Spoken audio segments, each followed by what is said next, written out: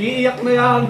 I would like to take this opportunity to thank God for another year, another life, and for everything, and to Pastor for guiding and leading us to God, and also to GMCC group and members, and to all of you guys for the greetings. Thank you.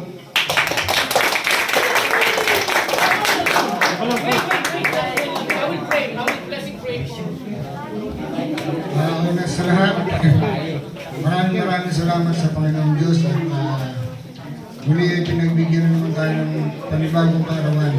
At salamat, Pastor, sa lahat ng tulong na ginagawa mo sa aming mga Pilipino dito sa South Korea. That's all.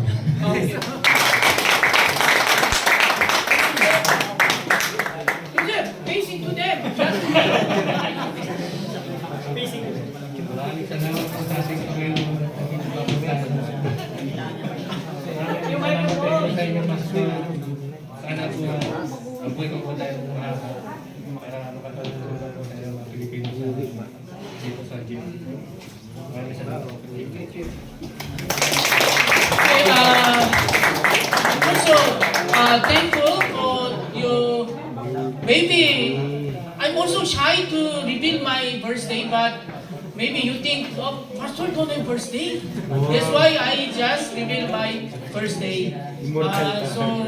That is March 26, and it's my honor to serve you in the Lord also.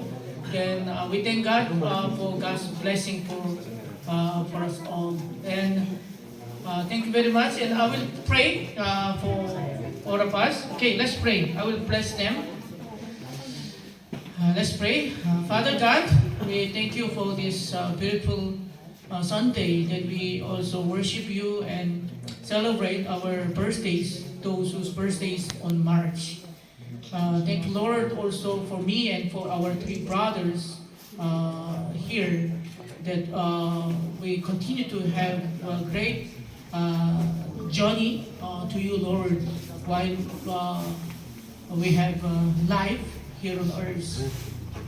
Thank you for our brothers and sisters who celebrate us and bless us with their heavenly blessings, Lord. Thank you for the food we are going to take. We also want to remember your grace, always providing us with plenty of foods every Sunday and every day of our journey as well. Guide us to live for your glory and honor from this time on and on. We pray in Jesus' precious name. Amen. Let's clap to Jesus.